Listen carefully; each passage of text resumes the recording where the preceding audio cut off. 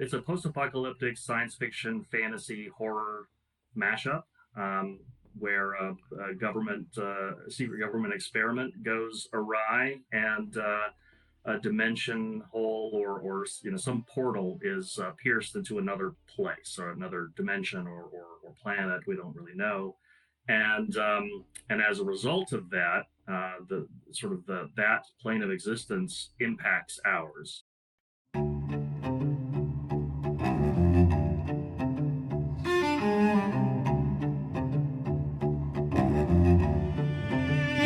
Fitz of Writing.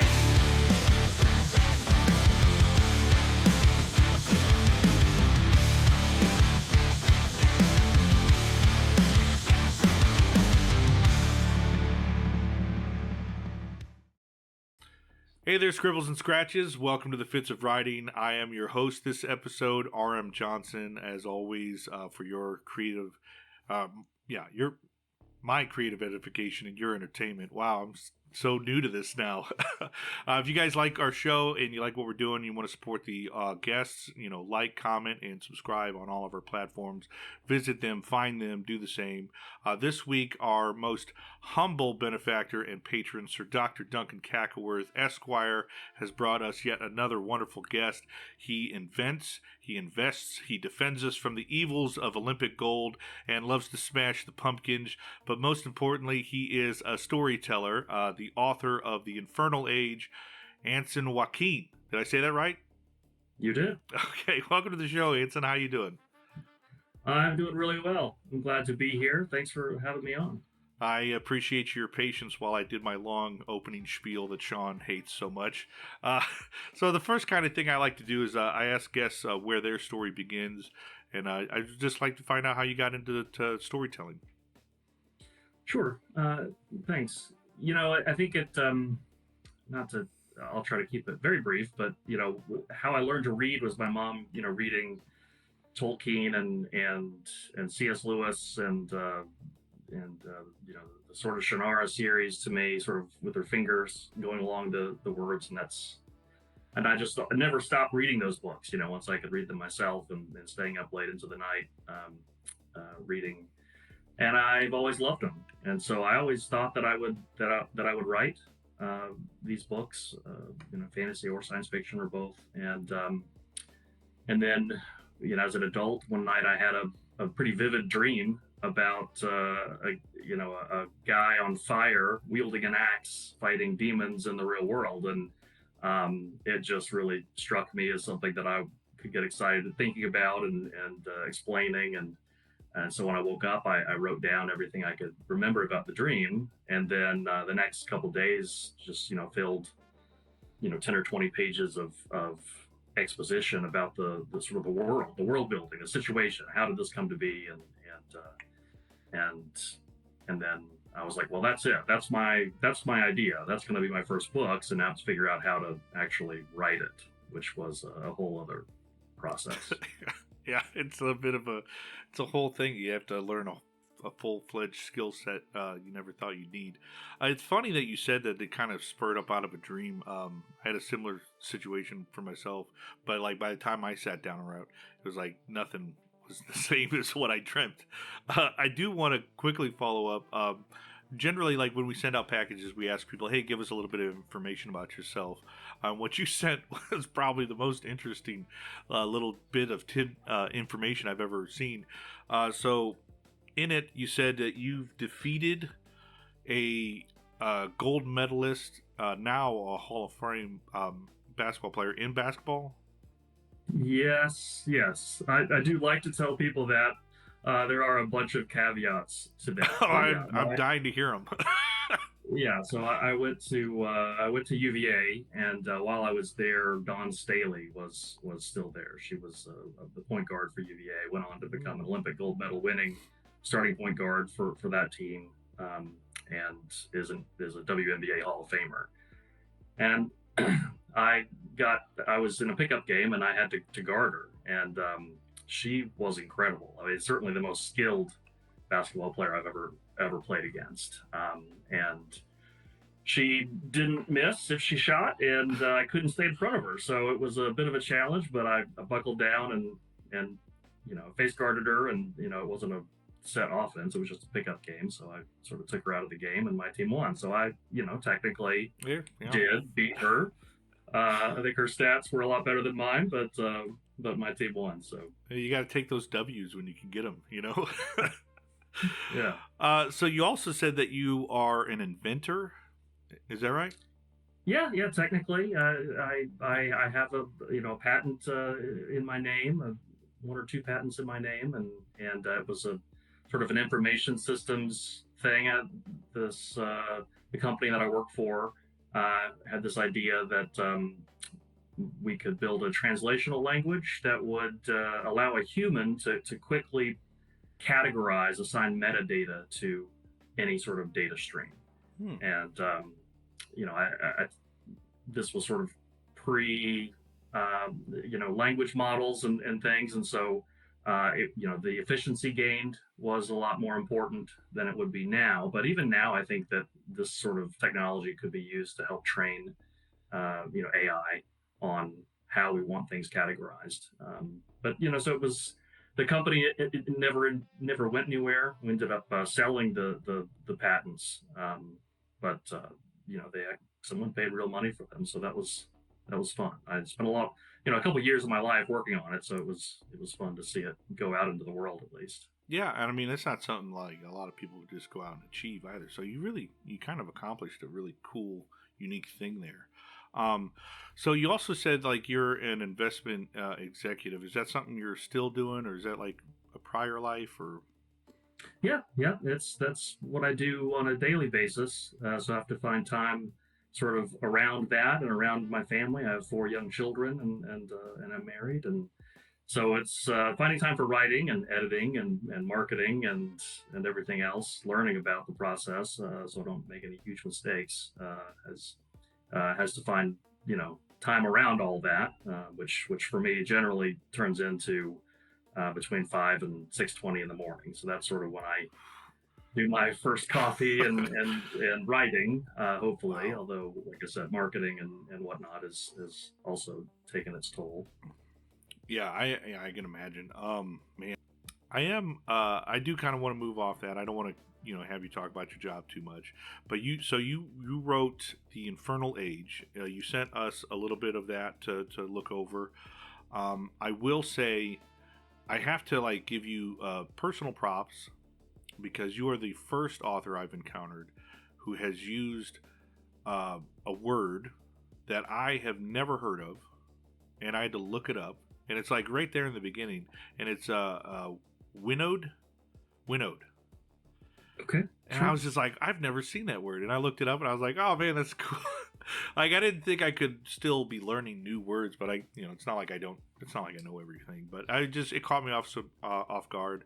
I was a little surprised by maybe it's a Southern thing, or it's an older word. I think I heard that growing up. Winnowed down seems like a sort of Southern Baptist Bible thumping thing. I don't know where I heard it. It was crazy is as you're saying it now, it sounds like a thing I should be used to, but I've never heard it. I've never heard it. I looked it up. I go, this is cool. I love it when people do that. They kind of, and it's not like you didn't do it. The way you used it fit. It gave context to it, so it's not like I was just oblivious to it. But I love when people find unique things to add into their writing. And now you said it's a Southern thing. It kind of gives that passage, because it was cut from what I imagine to be a fictional scripture. Yes, exactly. It kind of gave the scripture itself that Southern feel, which is kind of cool. But so we're talking about the Infernal Age. I'm just rambling. Sorry. It's the sickness in my brain is taking over. Can you give us a quick elevator pitch of the Infernal Age, just for those who don't know? Yeah, it's probably not a good pitch, but I like to think of it as sort of it's a post-apocalyptic science fiction fantasy horror mashup, where a secret government experiment goes awry, and a dimension hole or some portal is pierced into another place or another dimension or planet. We don't really know, and as a result of that, the sort of that plane of existence impacts ours. In the form of a change in our physical laws, so that technology, electricity, gunpowder, a lot of things change, and most people and animals die, unable to continue to live under this new paradigm.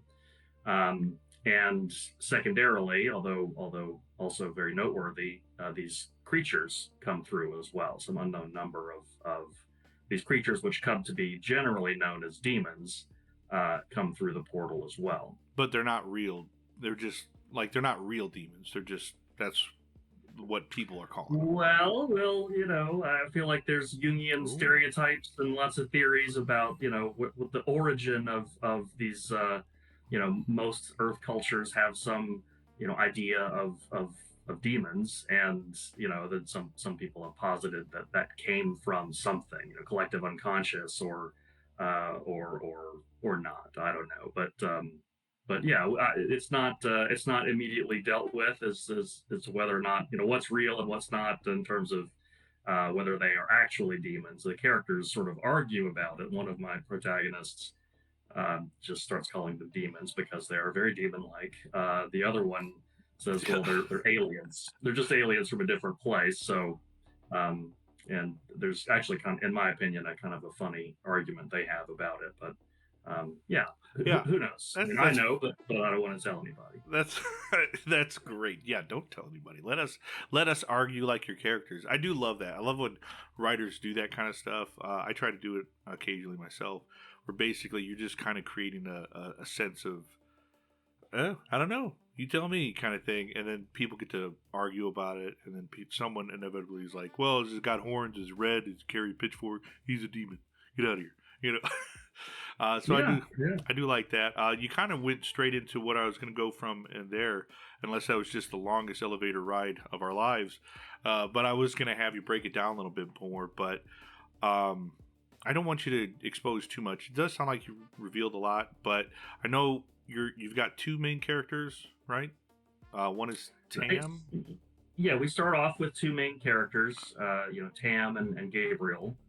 You're introduced to those two characters in the first two chapters, but then there's a third character that joins the group a little bit later, and then the one of my characters. So I did it in third person limited, and each chapter sort of sticks to, even though it's third person, sticks to what that named character would be aware of or think.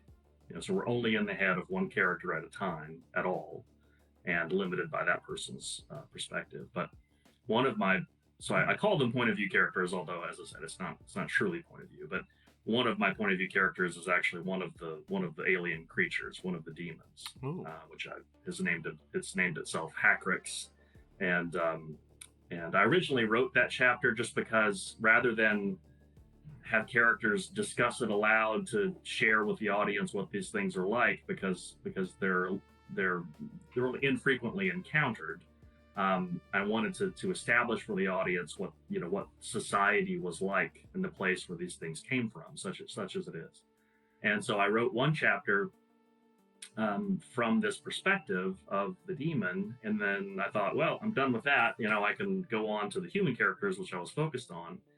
And then I had a bunch of beta readers, and then I engaged some freelance editors and things, and like anyone who mentioned it, and it was like 75% of the people said, does this character appear again? I really want to hear more about from the demon's perspective. Yeah, I can imagine. And so during my lengthy rewriting process, I wrote a bunch more chapters for that creature, and that creature continues on for some time. I won't say how long we continue on with that character, but so that was actually turned out to be a lot of fun to write. I'm not sure what that says about my personality, but sort of putting the audience in the sort of the mind of this alien creature on Earth, which is, it's used to a place where there's a constant struggle for survival, all the other demons like it, which it refers to as rivals, are basically, kill or be killed. They want to consume, sentient life as best they can, as quickly as they can. And this creature is a little bit different than the rest, more thoughtful perhaps, but yeah, putting that creature into Earth, even a post-apocalyptic Earth, was very interesting to me. I enjoyed it. Well, I think the readers kind of agree with you. That is an interesting thing. I don't think we get that enough, in literature, where we get to kind of ride the, I don't want to say coattails, but like, ride the shadow of a character that we normally wouldn't. And I mean, there's not to blather on about other people's stuff, but I read a great book called Orcs that's like the whole perspective is from like an orc tribe versus like humans, and like they call us all different things. And I think when authors tap into that, they kind of get something that's audiences didn't know they needed, and so that's kind of cool that you did that. And it's awesome that you went back and added more because you saw that people were really invested in that character. I do have, like, I know we talked that you said that this kind of spurned from a dream. How much of what you dreamt is still kind of a part of the story? Well, it was a very, as I recall it. I mean, who knows what was actually going on while I was dreaming, but as I recalled it, it was really just kind of a visual scene. It was like this. Well, I already described it. That was really all there was to it. I was like, that's cool. What? Why would this guy be on fire and be okay with that? Why would he be using an axe? Why would he be killing demons on Earth and sort of just coming up with explanations for that? Sounded to me like a good start for a book, and I didn't really know. I mean, I thought I knew a lot about writing then because I had read a lot, but I didn't really know a lot about writing then. And so when I sat down to start writing it, I just like it probably was 20 pages of exposition about world building. And I thought, well, that's my first chapter there, and it's Oh yeah. and then I showed that to people who were writers, and they're like, I don't think that's it. I don't think this is your first chapter. So Yeah, it's a hard lesson for all of us to learn. I'm glad you came out on the other side of it, though. Because the story does seem to have a lot of interesting ideas in it, and I'm actually glad. I'm kind of eager to read more of it. This is self-published, correct? it is, yeah. I spent probably over a year, querying. I queried, I don't know, 100 agents. It was a lengthy process and ultimately not fruitful. I had a couple of requests and things for the whole manuscript, and a few of them were nice enough that they convinced me that they liked it, they thought it was worthy, but they just didn't have space in their queue or whatever. Others didn't try so hard to let me down easily. But it's a different. I mean, as you know, it's a different world now. I mean, there's 2 million books published a year. There's fewer major publishers of major commercial publishers than there ever have been. There may only be, I don't know, each one is probably only producing a few books a quarter in these genres, and so if you're not, if you don't already have a bestseller on your list, or you're not already famous, then breaking in is harder than it ever has been, and also less necessary because though my sales don't exactly reflect it, I have access to all the same distribution channels, and really it's just down to marketing and the quality of the book, and the the notoriety of the author. So there's a lot of things that I don't have access to, but the actual distribution and marketing channels and things, I do have access to them if I want to spend that much money on it. Well, so I like to bend a guess ear a little bit in regards to the publishing process and see if they have any personal advice that they could offer anyone else out there that's in the same struggle. And so I guess in your question, you queried a lot, and we've gotten these submissions for a segment we call Dear Duncan, where we offer some candid advice to people that have asked for it. And we do get a question regarding how long should you query before you just like self-publish, and what if you had to give advice, what do you think your best advice for those people would be? Well, I only have the perspective of my experience, and hindsight's 2020. But I would be tempted to tell people don't bother at all. Oh, well, there's a take. Yeah, I mean, it's not a panacea. It doesn't cure everything. That they may give you a little bit of an upfront, as I understand it, and then they are asking you to do these things. But I mean, you can read. There are thousands of articles out there about authors who have been published by a publisher and are still doing the same slog and struggle that self-published authors are with regard to promoting it. And distribution is not a problem. Like, you can go on Ingram Spark and have access to every bookstore and library in the country. That doesn't mean they're going to order it. But getting published by Tor Books, it carries a lot of cachet. But if they're not supporting it, then you have to support it. And they're only supporting the ones that they know for sure are going to make a ton of money.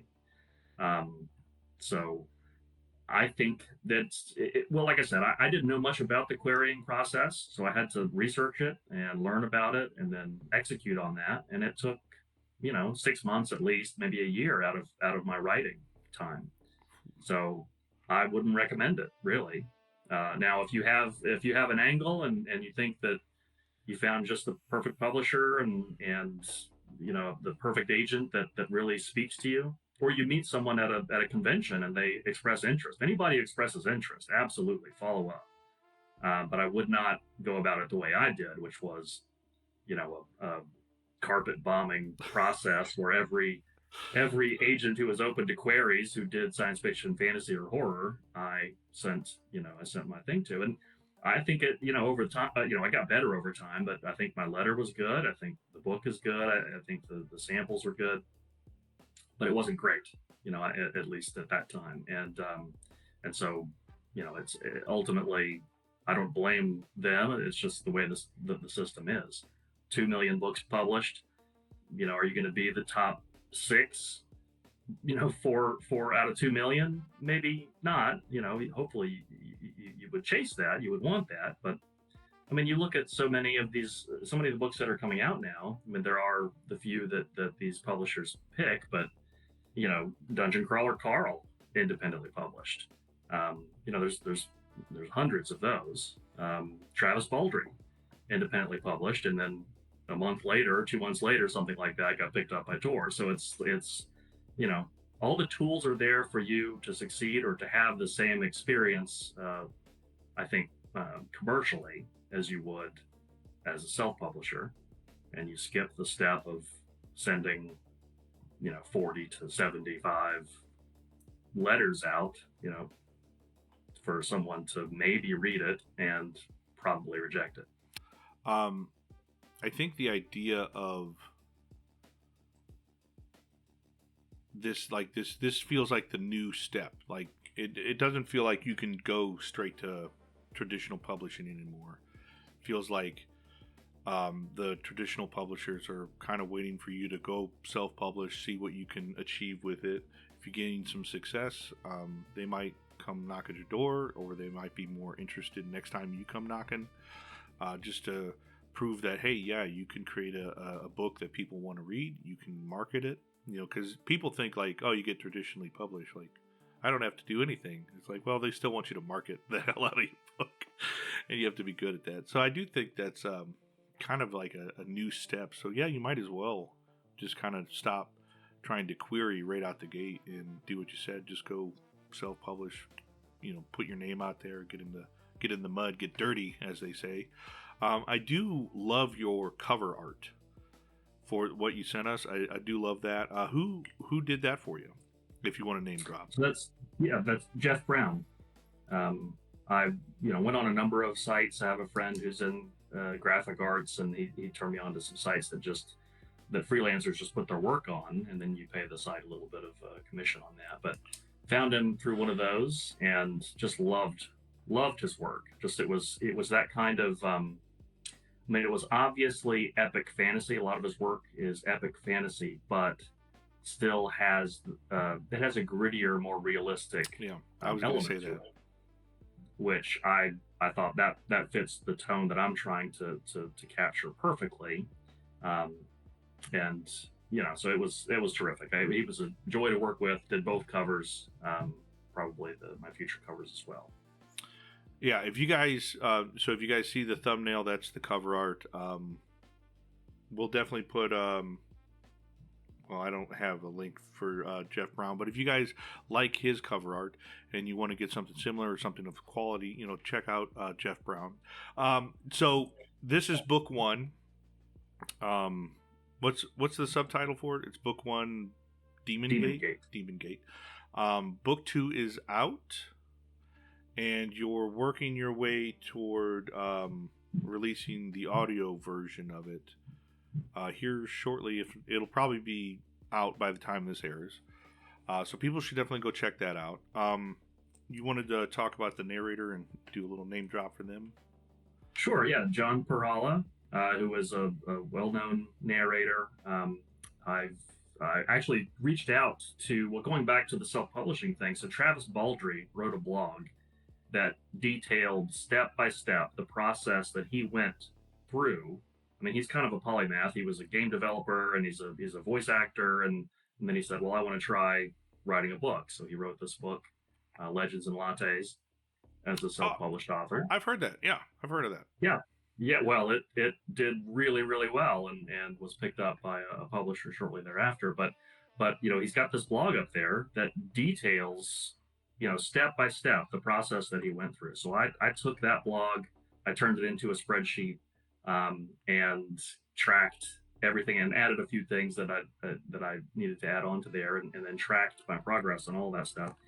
And so it was just natural for me to reach out to Travis Baldry to ask him, what his availability was. And this was back in 24, 25, early 25. And he said, well, in reality, he responded back very quickly. And he said, in reality, I'm booked out through 27 as a reader. So as a performer. And so I emailed him back. I said, well, do you recommend anyone? Any up and coming people? And he gave me two.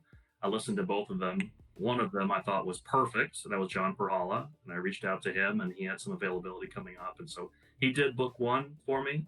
And I actually I released all four formats: hardback, paperback, hardback, because Jeff Brown, the illustrator, said that he had enough fans of his own that they would want a hardback to collect. And so I did both physical versions, the ebook, of course, and then audio at the same time. And I think audiobook has really been my best selling format, which makes sense to me, of course, because that's sort of the primary method I take in books these days on my commute to and from work. Yeah. But it was a little bit of a surprise, and but I think it's because of John did great work on it. And then so I signed up for book two, but he's gotten a lot more popular. He's been a finalist for the last two Audis in fantasy and science fiction. So his calendar's gotten a lot fuller, but he did do book two for me. He just yesterday uploaded all the chapters. So I have to go through each one of them and just see if there's a word that didn't come out right or whatever, and a quality check. And, proofreading never stops. Yeah. Well, he caught a mistake that I was like, oh, I'll probably want to fix that in it. But anyway, yeah. So it's he is a terrific performer, and I really like all the voices he's done for my characters, and it's great because you can really distinguish between the characters without having to say he said, she said, all the time. So. Yeah, well, definitely give us their handles or anything where we can send people to them, at least help increase their awareness. Not that they need our support or their workload any heavier than it probably is, but we definitely love to give people props when we feel like they're doing a great job, and we like to like I said, continue that community growth. So give us that stuff. We'll definitely put in the descriptions and stuff. Okay, yeah, I will. It was really important to me to have a book that really seemed like it was published by a major publisher, like a high quality commercial, job. So I wanted a qualified, experienced narrator and a high quality cover and the typeface and things. So I got books, N.K. Jemisin and all the sort of books that I have around the house and looked at which ones I liked best, which ones I thought were most professionally done, and sort of emulated those in all my choices. Yeah, that should be the end goal. I do think some people get, not to be a negative person, but I do feel like some authors get just a little too excited at like the first thing that's thrown at them, and they're just like, oh, I finally have a cover. Oh, I've got this. And it's just like, well, I mean, do your due diligence. Is it like what you feel like is the best for your book? Try to, it is a presentation thing, so do your best in that regard, because as much as we don't want people to judge our books by their cover, they more often than not will. Well, talking to the illustrator Jeff Brown, he said it's really worse than that. It's not even the cover; it's the thumbnail of your cover. Oh, You have to see it on a phone, this big. Yeah, this tiny. From a distance. So it was like a couple of things I'd asked about. He's like, yeah, that's not going to show up on the thumbnail. They just will never see it. And so I don't recommend that for your cover. And so there's an art and a science to it. That's part art and part marketing. Yeah, and definitely lean on the experts as much as you can, especially if you don't know anything yourself. I feel like this is probably a good time to kind of move into our general topic, where this is really just kind of a open discussion about many things.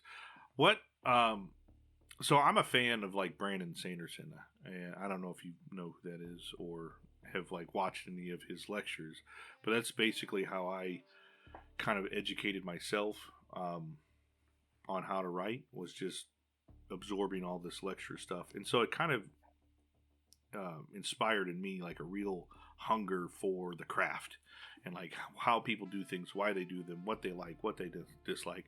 And so I have one question that's really like a three-parter, because this story you've written is a science fiction, fantasy, horror. So it's the same question just for each category. What do you feel like makes a good fantasy story? As a lifelong reader of fantasy, I like the worlds to feel real, rich, and consistent. So you can't. Though I love the Rift War saga, by Feist, it got to the point where, where one of the characters, Malamber, was like a god, and any problem that came up could just probably wave his hand and fix it, and so that just detracted, I think, from how seriously you take the stakes. Whereas the first couple books in particular, and actually the first four I really like, but where you don't have that backstop, so the stakes matter. I like lit RPG books as well, but sometimes the stakes are not as the stakes of like one person. You're the protagonist, as opposed to sort of the classic epic fantasy where it's the whole world or the country, at least.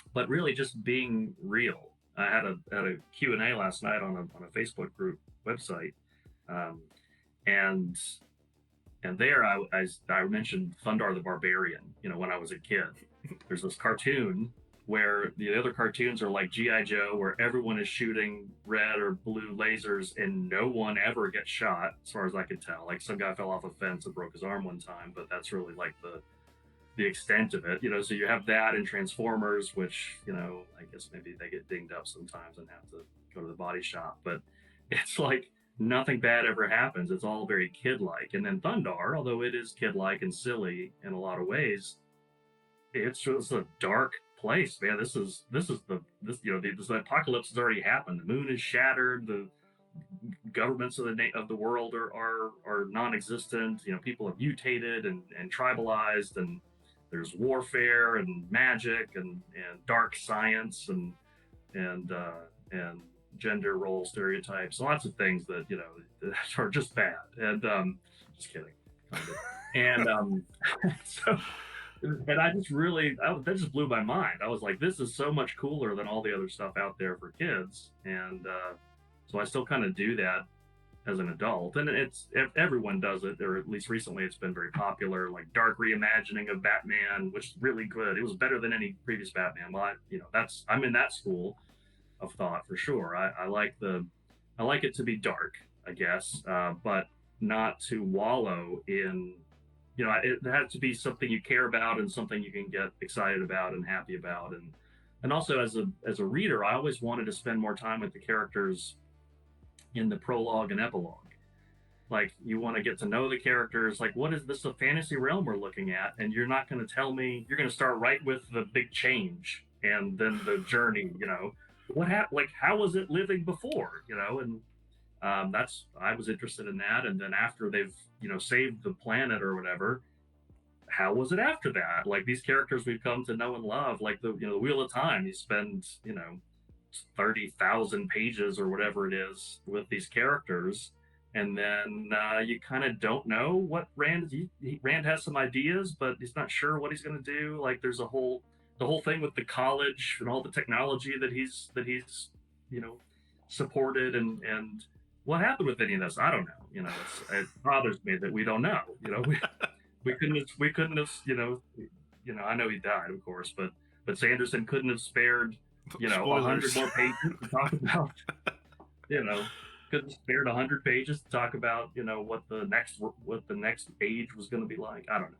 It's so in my book, the prologue is a bit. It's not an actual prologue, but I do have some time with the characters that you get to know them. The characters get to breathe, get to interact before the shit hits the fan. Yeah, I'm with you on that. I'm firmly in the camp of abandon this, like, this whole recipe of immediate rest where people like, well, we got to start in the middle of a war zone. We're in the middle of some major transition at all times.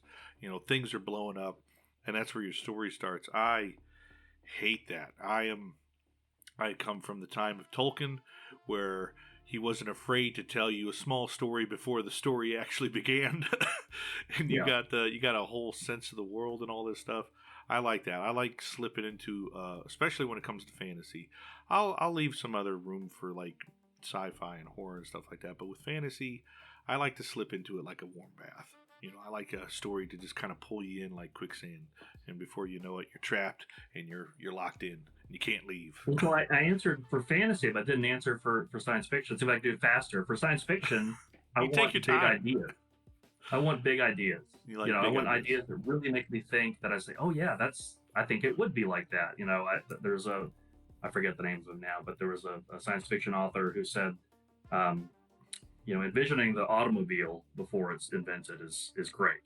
But what people really care about is imagining the traffic jam, like the impact of this technology on real people, and that's the focus. That's the part that makes it worthwhile and interesting. That is a good quote. Yeah. I wish I could remember the author's name. I'll have to look it up again. But so that's true. That's what makes it a story that people want to care about. But those big ideas are really what I love. Like the Three Body Problem series. Like, there's just so many. Like, it starts slow. Book one is a little. I was like, this is a science fiction book, but it starts a little bit slow, but it gets builds up to these great ideas. And I was just I'm reading a book called Singularity Trap right now, or listening to it. And that author also has a series, the Bobiverse series. We are Legion, we are Bob. And it's just fantastic. I just love, like, being in this world, to the point where I was a little bit upset with the author when he wrapped it up with the last book. He could have gone, I feel like he could have gone more, gone on, but that's a good problem to have, though. Yeah, and it was because of the ideas. It's like, oh, this is, if you accept this one thing, then this is plausible. I mean, it happens hundreds of years in the future, thousands, I guess, eventually, but it's plausible. Scalzi's work. It's same thing. I mean, it's the people that make it fun and make it interesting and make it have an impact on us, but it's the big ideas that are what makes science fiction stand out to me. I think, with you talking about it, I do think it kind of gave me a little bit of clarity there. I think, yeah, as a whole, we look to fantasy to kind of take us to this place of almost make-believe and unrealism. And we don't care what it is, because that's not what the concept is for. And then with science fiction, it is about this like kind of exploration of human concepts, of human futures, of what ifs and what wins.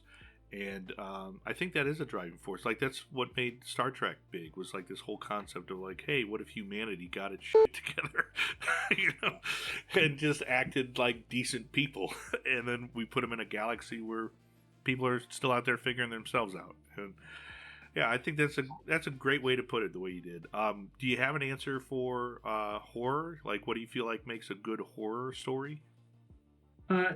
Yes, although I don't know necessarily how to achieve it. I mean, I like to think that I've achieved it in my book, but it's really just you have to actually be, you don't have to be afraid literally, but you have to be able to inhabit that place. You have to feel the fear. So it has to be real enough that you could see yourself being afraid at least. It's like, so, for me, it's the demons in my book, and putting them in the real world and seeing real people and real emotion. I have a scene where Hackrix sort of almost gleefully breaks into a home where a family's barricaded and slaughters and consumes the family, and so of course that's terrible. But the way I wrote it was sort of focusing almost on the emotions of each family member as Hackrix consumes them, and how they're different because of their just circumstances and their roles. And through this lens of something that just doesn't care, is not human, doesn't care about morality or the humans, they're just prey. But sort of having a human reader through that lens, I don't know, I felt like it makes it more real, and so I really like that scene. I've gotten a couple of my beta readers really liked it as well. Yeah. You're a bunch of psychopaths. Yeah, it's a little bit worrisome, I guess, but yeah. What is to kind of branch away from that? What is your favorite character in your story? I'm guessing it's this demon alien. Yeah, that it's been the most fun to write and the most eye opening, but. So that would be the short answer. Yeah, the demon Hackrix, which is, it's like, it's a little bit more thoughtful than the other demons, and so you sort of get to experience its thoughts about its homeworld as well as Earth and the differences, and so I liked that. One of my major protagonists is based on a friend of mine from college who was just the oddest individual I've ever been friends with, at least maybe the oddest individual I've ever known. And so I was a little bit worried about doing that at first. I thought it might be limiting, but it wasn't limiting. It just wrote itself. I mean, just trying to take a little bit of this real life person and put them into the character consciously was a lot of fun. It continues to be a lot of fun. I do like doing that myself. Well, let me broaden it. Who is your favorite character in all of fiction that you've read yourself? Oh boy, yeah, that's a hard one, isn't it? That is a hard one. Now pick your favorite and drown the rest. Yeah, if we're limited to science fiction and fantasy, because otherwise and this would be a very strange answer, but I might be tempted to say Veronica Mars. But for science fiction and fantasy, I would, I don't know, maybe Quoth from Name of the Wind. Yeah.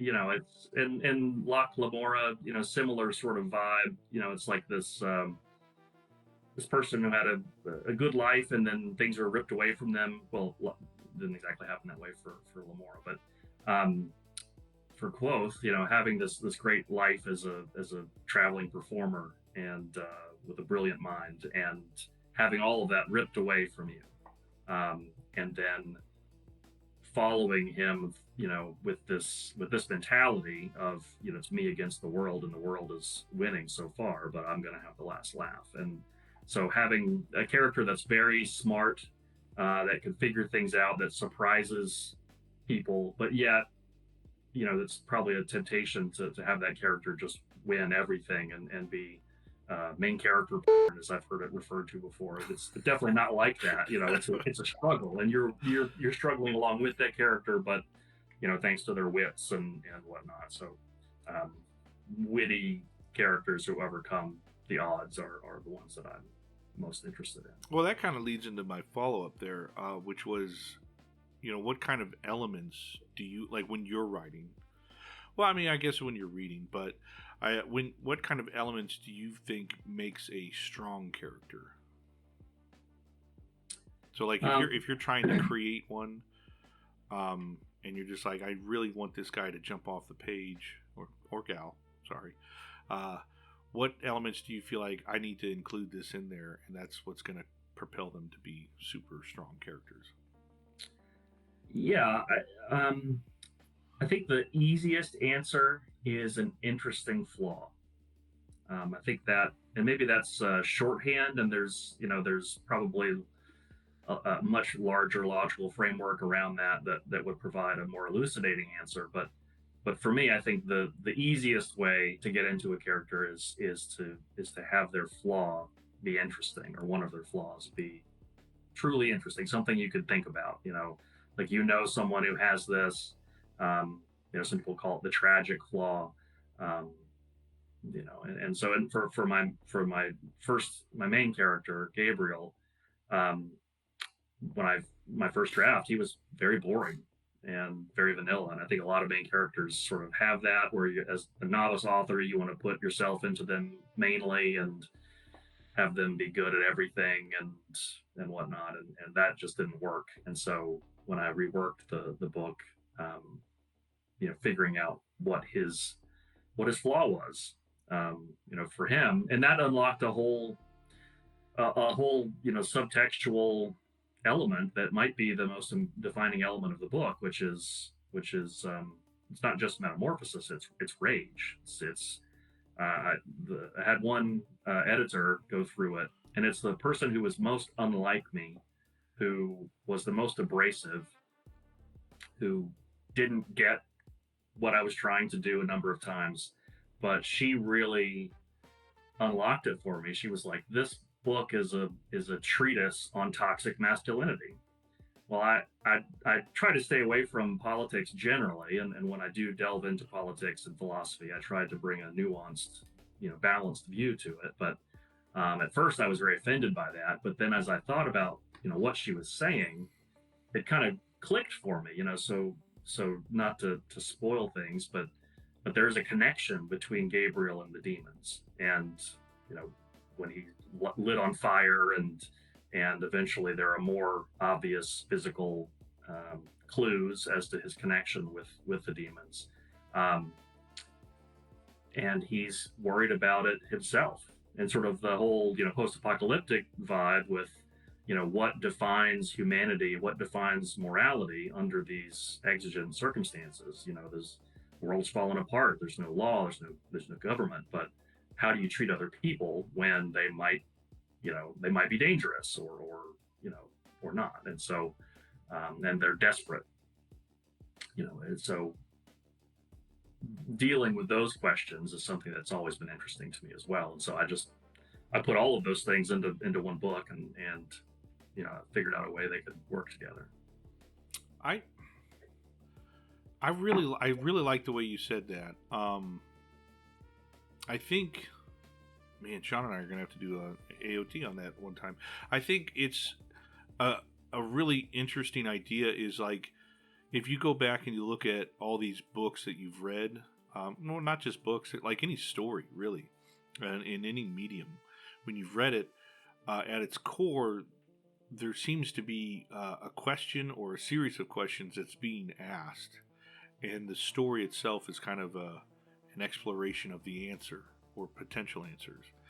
And I think when writers do that, when they like, hey, I have a question, much as the one you posed,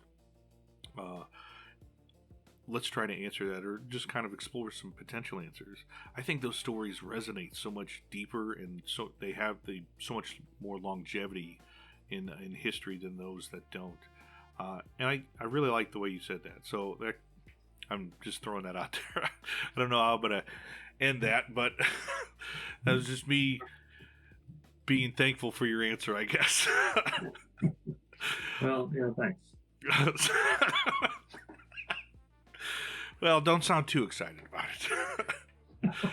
I was trying to do that. I don't know how well I do it. I have some readers who leave comments and say, why do people act this way?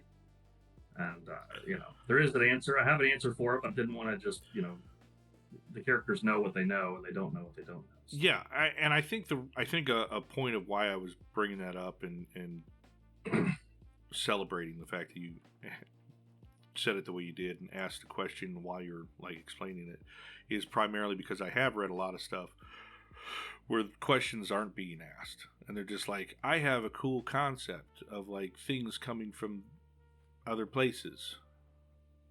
Here it is. And you're like, well, that's nice, but what does any of that mean?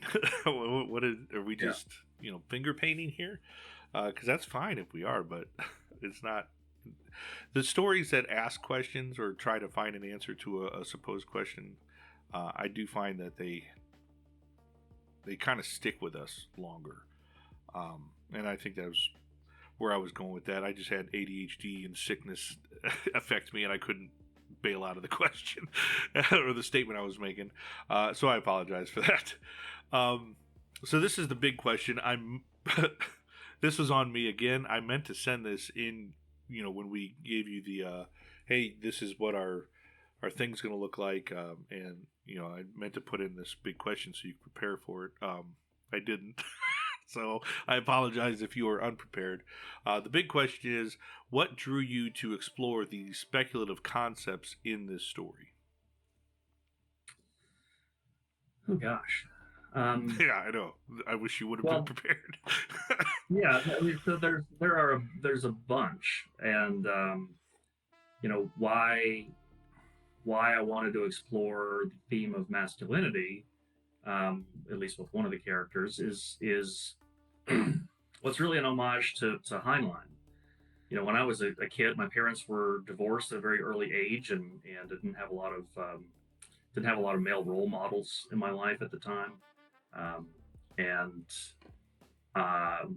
Found Heinlein somehow, not the appropriate book, but an inappropriate one. But anyway, I read a bunch of Heinlein books, and so many of them, Time Enough for Love in particular, is like a treatise on how to be a man, and more broadly, how to be a good person in society, like the duties you have to other people, and the planet for that matter, the universe around you. But particularly to other people, and what what do you owe them, and what don't you owe them, and that always was very meaningful to me. Like I took a lot out of that, and also took don't sit with your back to the door, probably too seriously. I still to this day I try not to do that, but the other lessons that he tries to teach about being a good person.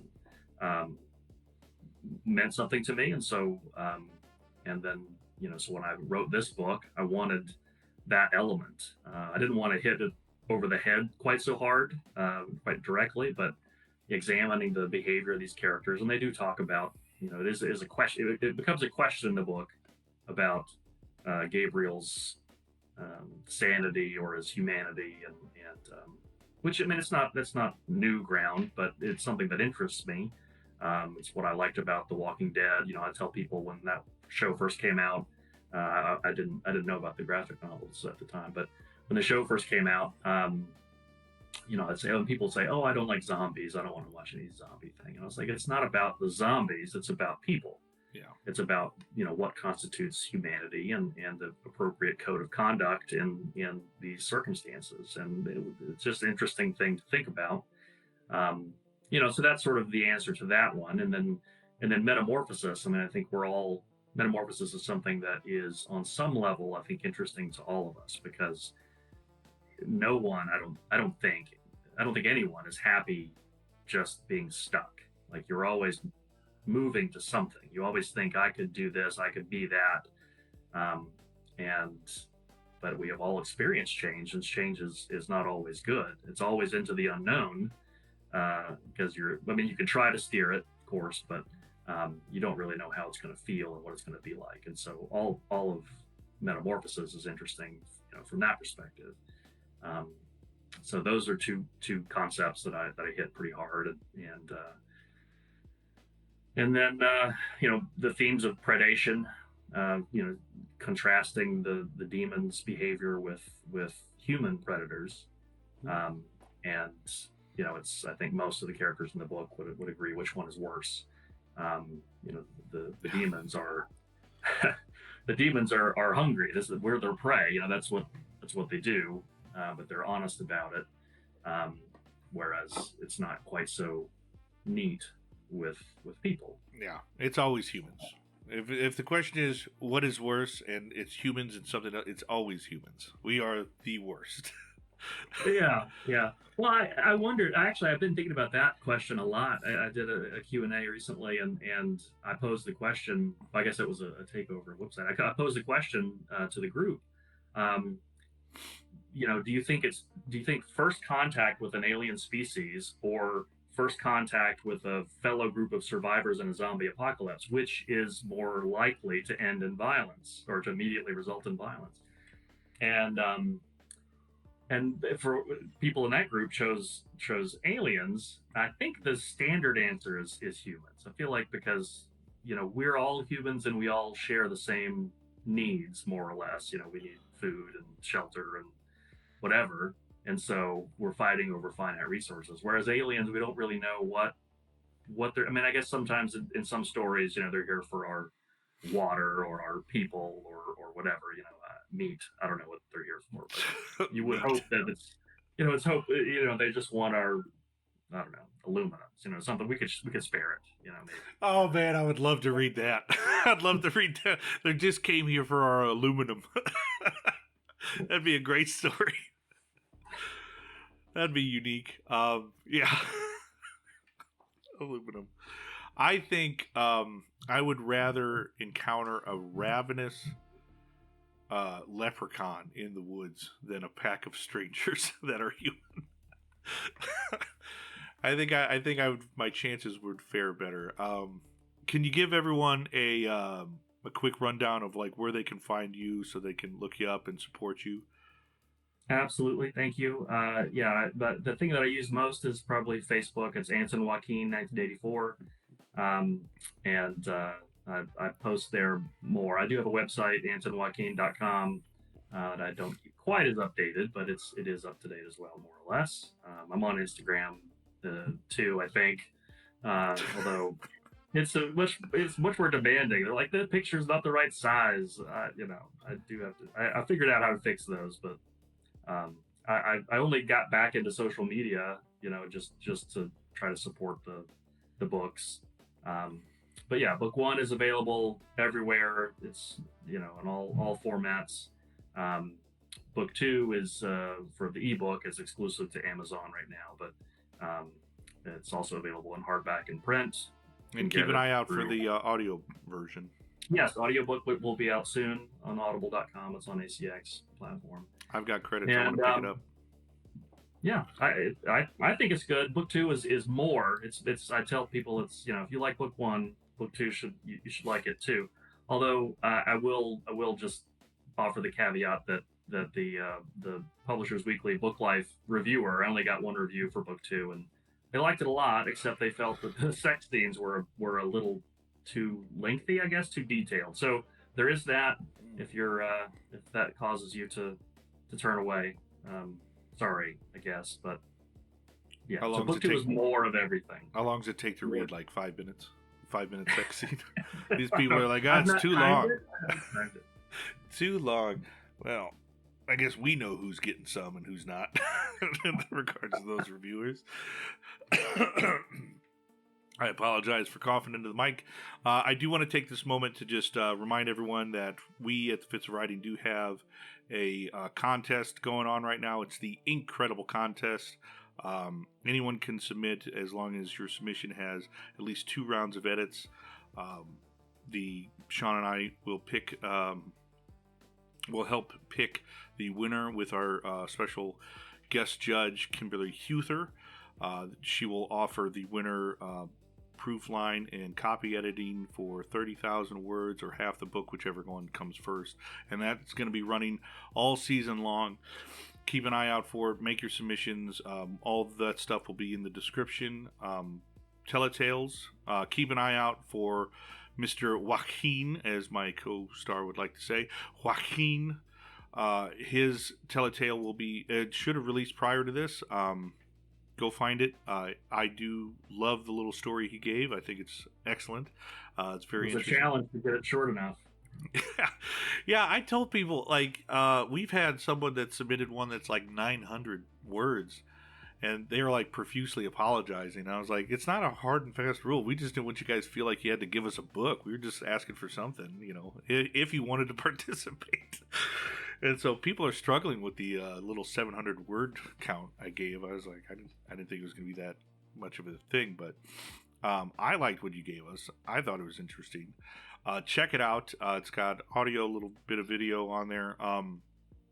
If you guys like what we're doing, you want to support authors like Anson and our channel, please, strike the like and subscribe. I think, I want to take time just to thank our guest. Thank you, Anson, for coming on to the show. Hopefully we'll have you back. Maybe we can discuss book 2 or book 3 by the time you're ready to come back on. Yeah, thanks. All right. Definitely. All right, everybody. Let's fade to black and call it a show.